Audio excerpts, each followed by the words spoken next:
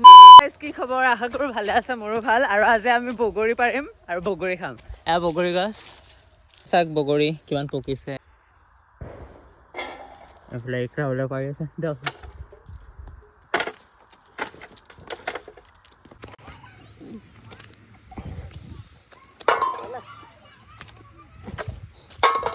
মই এতিয়া ধনিয়া তুলিবলৈ আহিছোঁ আৰু ধনিয়া লাগিছে এইবিলাক ধনিয়া আৰু এইফালে আছে আৰু এইফালে দাদীক বগৰী চেঁচাত লগাই দিলোঁ আৰু এইফালে দাদীয়ে বগৰী চেঁচি আছে। গাইজ জিভাৰ পানী পৰিছেনে নাই? আৰু এইফালে আমাৰ বগৰী চেঁচা প্ৰায় হৈ গৈছে আৰু এতিয়া আমি খাম। আপোনালোকে খাওক ব্লগ। বগৰী চাটনি খোৱাৰ আচল মজা পাতত খাই খোৱাহে। গাইজ ইহঁতে ইয়াত ৰস দি খাই আছে, মই ৰস দি নাখাওঁ কাৰণে মোৰ কাৰণে বেলেগকৈ লৈ ল'লোঁ। আৰু এইফালে ইহঁতে খেজুৰৰ ৰস দি খাব, নাজানো কেনেকুৱা লাগে। কেনেকুৱা লাগিছে? ভাল লাগিছে। আপুনি ভাল লাগিছে, বহুত টেষ্টি হয়।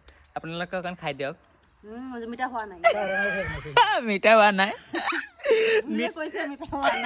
আমাৰ বুঢ়ীয়ে কৈছে মিঠা হোৱা নাই আৰু অকণ ৰস লাগিব। এয়া চাওক গাইজ, একবাৰে পাত চাফা কৰি দিছে। জিবলা দি চব থাক চাম একটা কথা গাইজ বগৰী পিটিক আপোনালোকে অকণ খাই দিয়ক।